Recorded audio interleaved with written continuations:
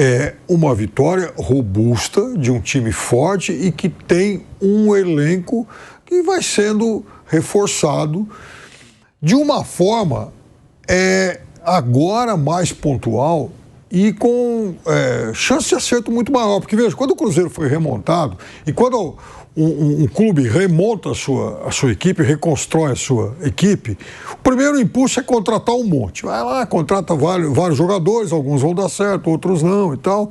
E aí, entre erros e acertos, ele forma um time, né? Forma um time competitivo, forma uma boa equipe, né? Um time dos 11, mais a equipe, com alguns jogadores também que completam o elenco, mas que são jogadores de bom nível. Mas aí, entre erros e acertos, ele acaba perdendo muita coisa. Agora não. Então, agora o Cruzeiro é um Cruzeiro que parte para o ajuste fino. Então, o próprio Leonardo Jardim citou alguns jogadores que chegaram. Então, ele vai se acertando, ele vai compondo melhor o elenco com algumas peças de reposição de bom nível. Eu ainda assim, tenho dificuldade embora os números, de certa forma, me desmintam por enquanto, mas não, eu tenho dificuldade em achar que o Cruzeiro vai ter fôlego para, até o final do campeonato, acompanhar Palmeiras e Flamengo. De qualquer forma, a gente já está falando de mais da metade do campeonato, e que ele está nesse bloco, sim. E os números estão aí, né? Não há como a gente brigar com essa realidade, pelo menos por enquanto. Técnico competente. Repito sempre que de todos os estrangeiros que vieram para o futebol brasileiro, ele é quem desembarcou aqui com o melhor currículo. Então, no começo, houve aquela bobagem que perdeu os jogos, ele não ganhou o Mineiro, não ganhou isso, aquilo. Então, veja, ele é um cara que ele sabe o que faz, ele teve que mexer no elenco, remontar o elenco. Não é um trabalho fácil no começo, mas o trabalho vem sendo extremamente positivo até aqui. O Cruzeiro que ainda está entre os 3 primeiros do Brasileiro e ele briga, para mim, até com alguma dose de favoritismo na Copa do Brasil. Então, eu acho que o trabalho até aqui, ele é muito bom, né? E esse é um campeonato brasileiro, eu insisto sempre nisso, diferente de todos os demais, porque a gente já viu campeonatos aí disputados por 2, 3 times. 2009, por exemplo, chegou a última rodada com 4 equipes com chance de título.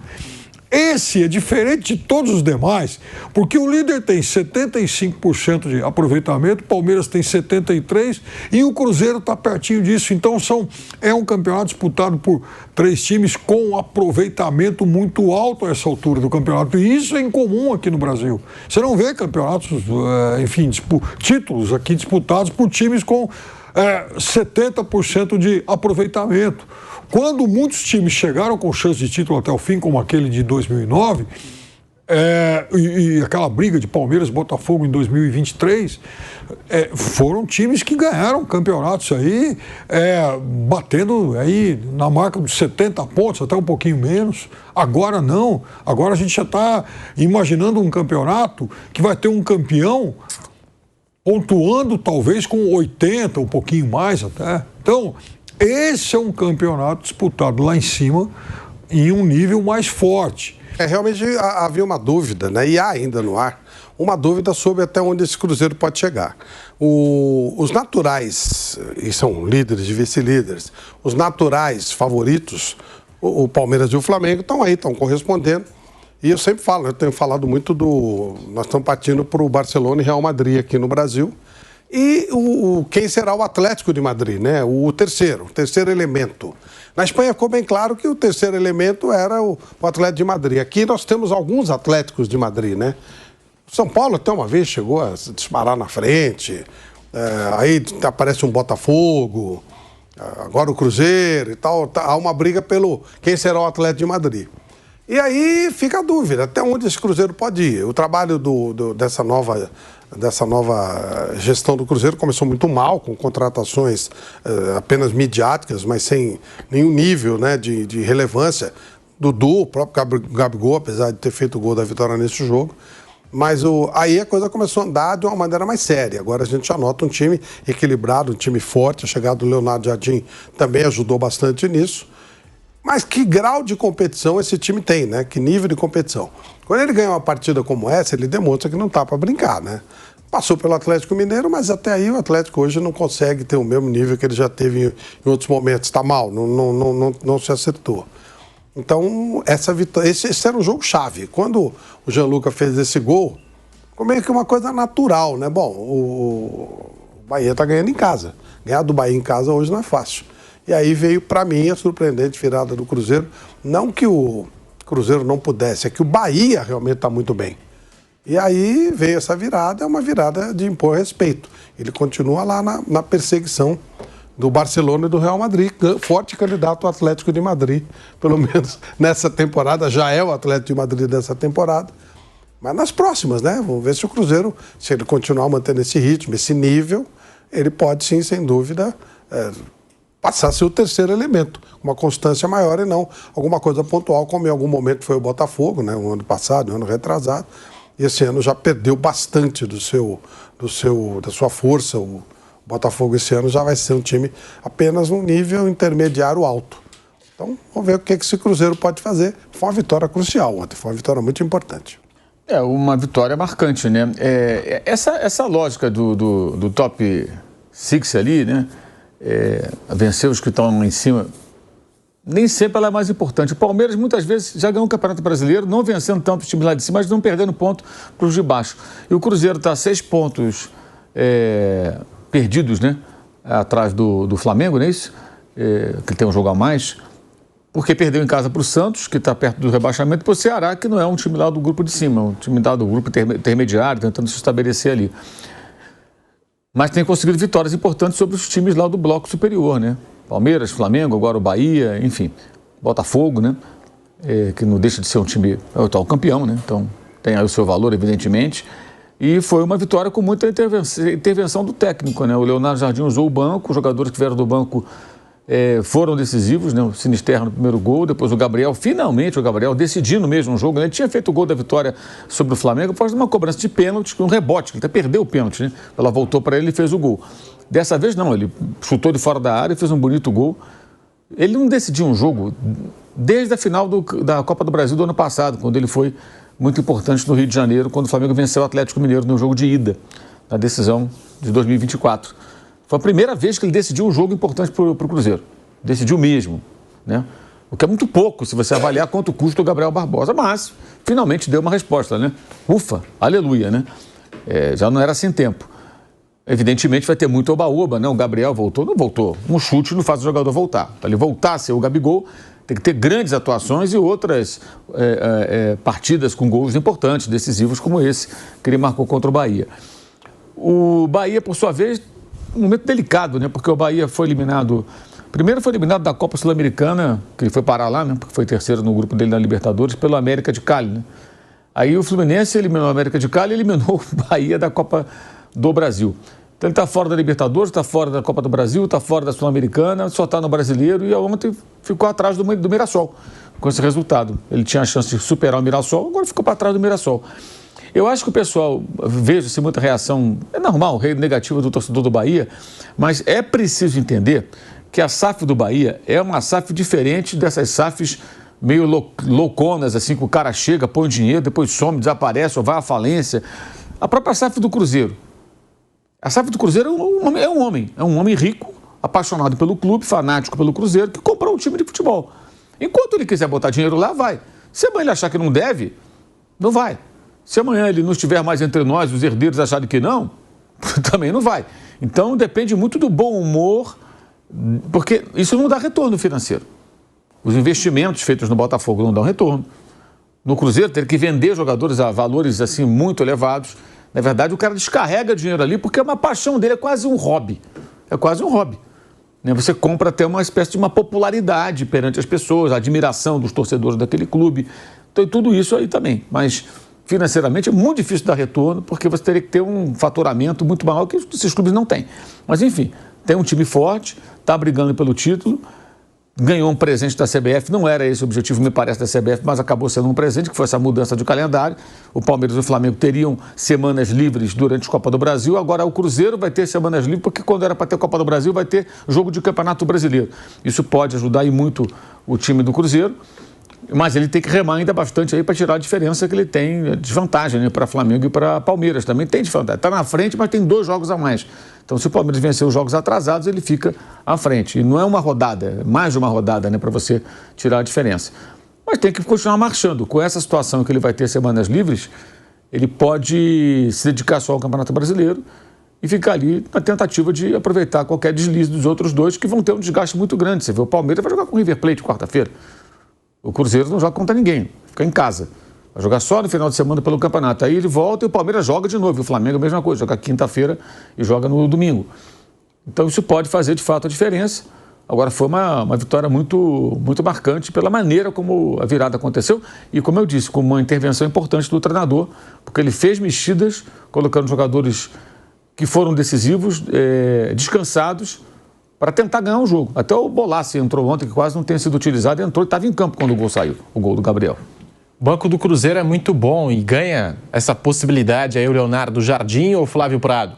O Rogério Ceni, falando aqui dos técnicos, na entrevista coletiva chegou a dizer que o Cruzeiro não fez nada, que o Bahia merecia esse triunfo na noite de ontem, mas está aí, o Bahia acabou levando essa virada. Daqui a pouquinho nós vamos ouvir tanto a palavra do Rogério como a entrevista coletiva do Leonardo Jardim e tem também uma declaração do Gabriel Barbosa logo na saída do campo. Chegou a falar até mesmo do futuro dele com a camisa do Cruzeiro. E tem torcedores do Cruzeiro irritados, falando que, na verdade, tiraram de contexto. Mas a gente pegou a entrevista completa, porque foram 4 perguntas do repórter. E a gente já vai exibir daqui a pouquinho aqui no Bate Pronto pela Jovem Pan. Tá aí, Bahia 1, Cruzeiro 2. O Rogério que ficou muito chateado e disse que o Cruzeiro não fez nada. Será que exagerou o Rogério, Flávio? Exagerou, né? Fez, né? Virou o jogo. O Bahia, ele realmente jogou melhor, né? Ficou mais tempo com a bola, teve mais oportunidade. Mas acabou não conseguindo. Ao contrário da partida contra o Fluminense, quando realmente a gente trabalhou nesse jogo aqui, nossa senhora. O jogo, a definição que ele deu pós-jogo foi excelente, né? Foi uma M, foi uma B. Realmente foi muito ruim. Não foi o caso de ontem, mas não adianta, né? Às vezes você perde foco, às vezes você se acomoda, às vezes o adversário entra e tem mais felicidade, mas a verdade é que o Cruzeiro virou o jogo. Virou o jogo e com o Matheus Pereira, ele caminha lá, fica, né? Dribla lá, vira para ninguém abafa. Tem o chute na volta, o Sinisterra está livre só para empurrar. E na própria bola do Gabigol, ninguém cercou, né? Ele chega e tem espaço para bater. É difícil acertar dali, mas ele acertou. Então, o próprio chute do Gianluca é um chute raro de te acertar. Então, né? Não é por pontos, né? Não é boxe. Você tem que fazer, tem que ser objetivo. A gente tem a entrevista do Gabigol Sport TV, que deu o que falar entre os torcedores do Cruzeiro nas últimas horas, com arte tudo na tela. O Gabigol, ele fala o seguinte: a gente vem treinando bastante. Não são todos que conseguem ver os treinos, mas tem acontecido. O repórter pergunta para ele a respeito da finalização, do chute de fora da área. Confiança. Brinco com os companheiros que eu acho que tenho até demais. É confiança, trabalho, talento, uma mistura de tudo isso. E aí o repórter pergunta: é o tipo de vitória de time campeão? Gabigol responde: não, é vitória de um time que trabalha bastante. Fizemos as coisas bem, merecemos ganhar. Aí o repórter: o Leonardo Jardim mandou bem demais nas substituições, né? Aí o Gabigol responde: é difícil falar sobre treinador. A gente tem se reforçado bastante. Tem chegado jogadores com outras características. No primeiro tempo, a gente foi um time mais reativo. No segundo tempo, a gente foi um time que tem mais a bola. A gente vem trabalhando bastante, buscando minutos. Claro que todo mundo quer jogar. Sempre um pouco difícil, mas trabalhando vamos conseguir mais minutos e ajudar o time. Aí é aquilo que eu falei, o repórter insiste. É difícil falar do treinador, mas o abraço nele foi bacana, né? Gabigol: a gente tem uma relação incrível com o Leonardo Jardim. Eu tiro muitas dúvidas com ele da questão do staff. A gente conversa bastante. É claro que eu busco minutos. Ele sabe disso. A gente tem uma relação incrível. O Cruzeiro tem vivido um ano maravilhoso. Em dezembro, a gente vai voltar a conversar. Fecha aspas, está aí a entrevista do Gabriel Barbosa, do Gabigol, na íntegra. Eu acho que quem contrata o Gabriel, contrata um combo. E tem que saber que tem esse tipo de coisa. É um fio desencapado. Vamos lembrar como é que foi a final da Copa do Brasil. Ele foi bem no primeiro jogo, fez os gols, né? E aí no segundo jogo o Felipe Luiz o substituiu no intervalo porque ele estava fazendo nada em campo. Péssima atuação. Aí ele sai. E tem um problema no vestiário, que ele ficou insatisfeito, isso aí foi amplamente divulgado. O Felipe Luiz ficou até meio magoado com ele, porque o Felipe bancou o Gabriel titular, mesmo ele em baixa. E foram vários jogos em que ele não fez nada, mas na final ele apareceu bem e conseguiu se redimir ali, pelo menos parcialmente. Eu digo parcialmente porque alguém que fica 2 anos praticamente no banco, sem acrescentar nada, faz em um jogo, mesmo sendo uma final, 2 gols, ainda assim é pouco, pelo que custava e pelo que representava no clube. Aí ele vai para o Cruzeiro. O Cruzeiro aparece no caminho dele e oferece a ele uma ótima condição e tal. Muito mais apostando no passado do que no presente do jogador, porque ele já vinha do banco há muito tempo. Aí o Cruzeiro consegue uma vitória de virada sensacional. Isso é hora de você falar de você? Sério? Isso é hora de falar do time. Pô, viramos, fiz o gol e tal. Até porque ele acertar um chute de fora da área não significa que esteja jogando bem a ponto de reivindicar alguma coisa. Um chute fora da área, um jogador medíocre pode, de repente, acertar e fazer um golaço. Mas o cara não joga nada. Isso pode acontecer. Pode acontecer. Ele sabe jogar. Embora há muito tempo parece ter esquecido. Ontem ele acertou um chutaço. Mas para ele ser titular nesse time do Cruzeiro, ele tem que jogar mais bola. E onde que ele vai entrar? No lugar do Matheus Pereira? Ontem, quando ele entra, ele é o segundo atacante, porque tem lá o Bolassi para jogar mais dentro da área do Bahia. Quem joga lá dentro da área é o Caio Jorge. E o atacante, o meio atacante que chega é o Matheus Pereira. O próprio técnico falou recentemente, até falou, então incompetência minha, que eu não consigo encaixar. Claro, ele estava sendo meio que, na minha opinião, até um pouco irônico. Tipo, eu vou tirar quem para colocar o Gabriel? Não tem. Ele só entra em final de jogo, às vezes não entra, às vezes entra e não acontece nada. E ontem aconteceu. A gente estamos já em setembro, ele está lá desde o começo do ano. Quais foram os jogos marcantes em que ele apareceu? E fez, não estou falando nem de bater pênalti. Repito, ele fez o gol de pênalti da vitória sobre o Flamengo, e assim foi no rebote do goleiro, que ele perdeu o pênalti. A bola voltou e ele fez o gol. Não é hora de falar de si. Em dezembro, vamos conversar o quê em dezembro? Está em setembro, gente. Tem um contrato em vigor. O clube me parece que paga corretamente. Não? Então, qual o problema? Isso é hora de falar do time, de comemorar a vitória, o belo gol que marcou e deixar as coisas acontecerem. Quando entrar de novo no time, joga bem.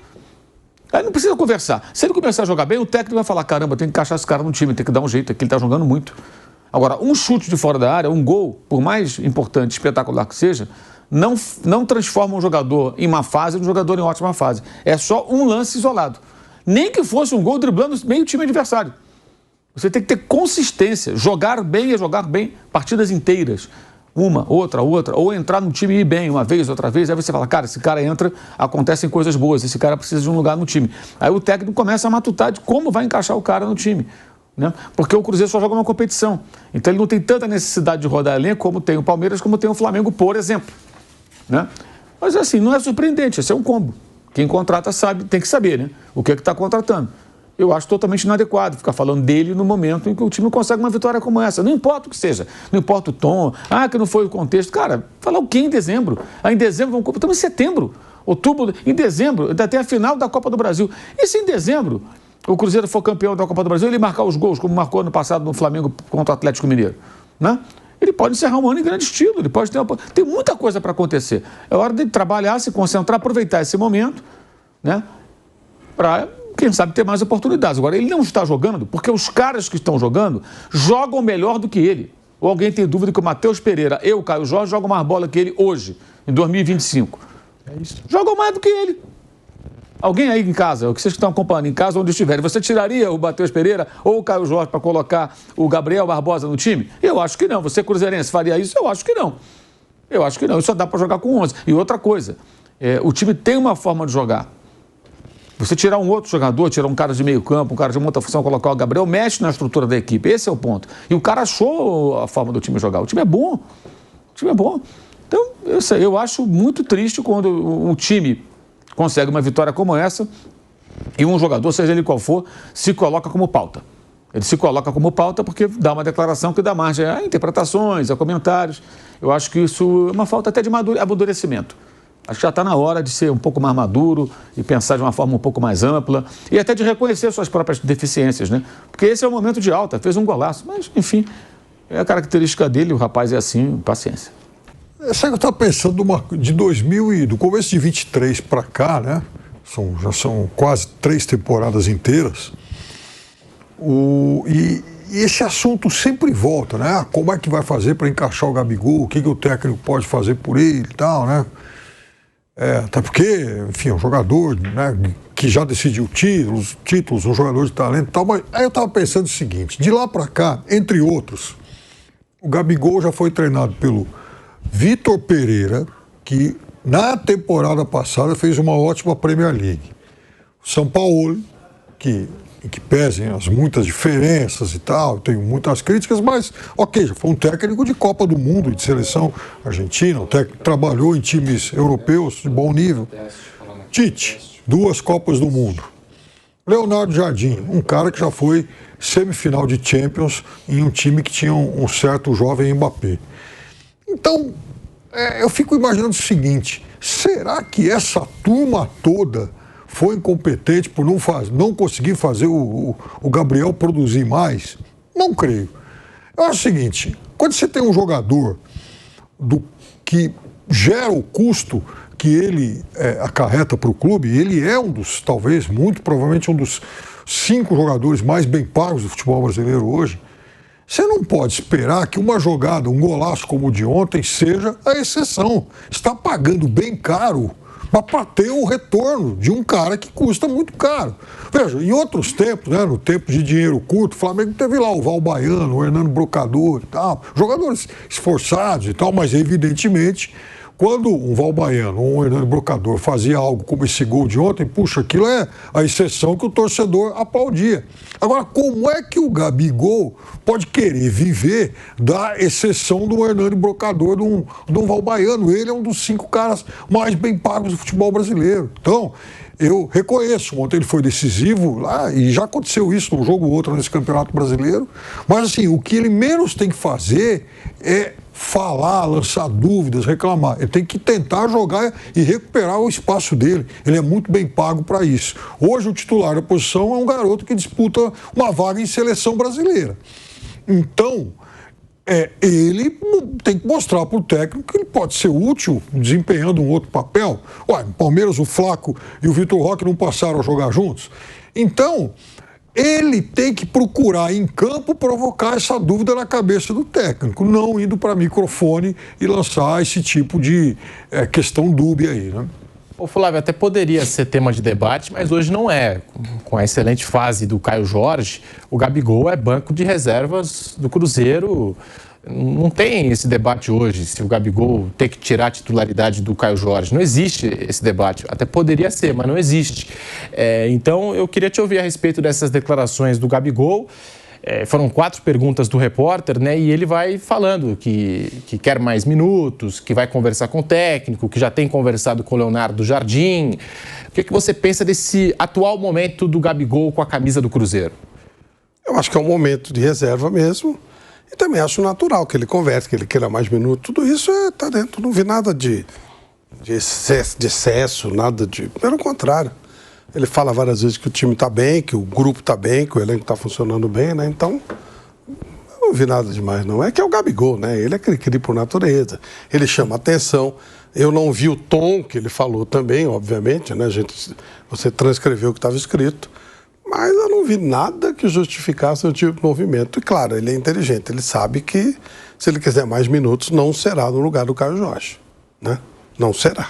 A não ser que o Caio Jorge saia para a seleção, tem algum problema físico, tomara que não aconteça, ou seja, negociado para o exterior. Caso contrário, nesse momento, né, aparentemente, nos próximos, até o final do ano, eu não vejo nenhuma possibilidade deles brigarem pela posição, não. Não tem briga, né? O Caio Jorge hoje é um jogador indiscutível.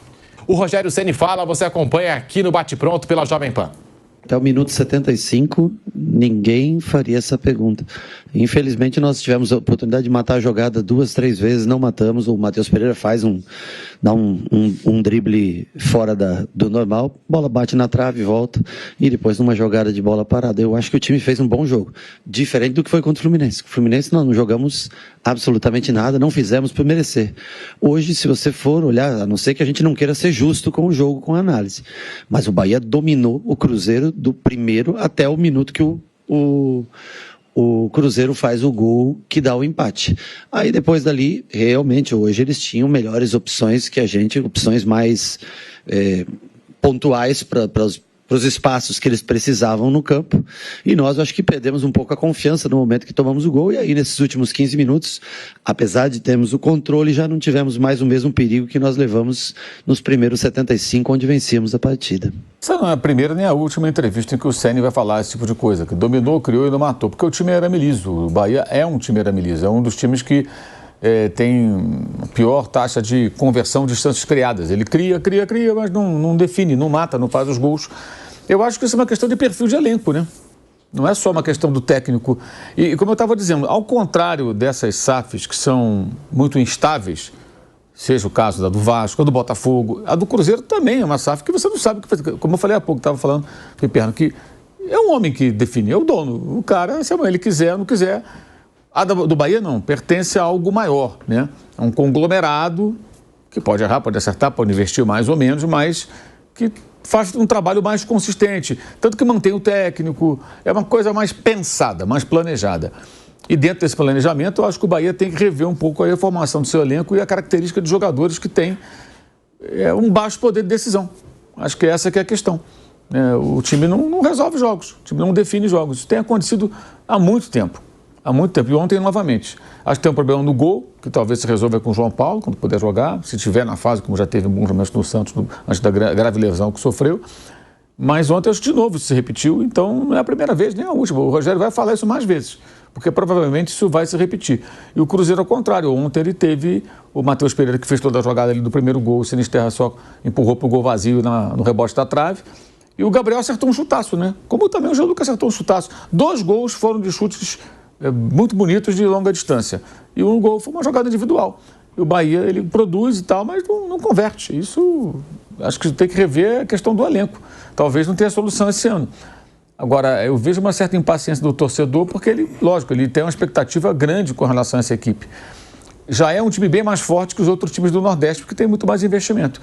Mas acho que ainda não está no patamar dos times no âmbito nacional mais fortes. Ele está num bloco um pouco abaixo, e com uma deficiência, talvez, aí, que só possa ser corrigida indo ao mercado e buscando jogadores com outro perfil, porque não acho que seja só uma questão, não é uma questão tão coletiva, acho que é uma questão muito individual mesmo. Os caras não matam o jogo. Isso acontece com muita frequência. Mauro, desculpa uma coisa, acho que o Mauro foi muito elegante numa coisa. Acho que desde o ano passado, Bahia, ele formou um meio-campo que é um dos melhores do Brasil. Ele tem, enfim, muito boa qualidade, Jean Lucas, o Everton Ribeiro, volante bom e tal. Mas desde o ano passado, ele tem um meio-campo para jogar em alto nível e tem um ataque, né, um ataque de nervos, né, desde o ano passado. Então, aí, enfim, eu também concordo. Não é só uma questão coletiva. Acho que o coletivo ele já está bem acertado, azeitado. O problema é que não adianta você ter um coletivo tão bom quando você tem, enfim, jogadores aí de um nível, né, de time que... Porque assim, o meio-campo é meio-campo de time com ambição. O ataque é como se fosse um ataque de time que querendo se manter em Série A. Sim. Então o desnível é muito grande. Exatamente.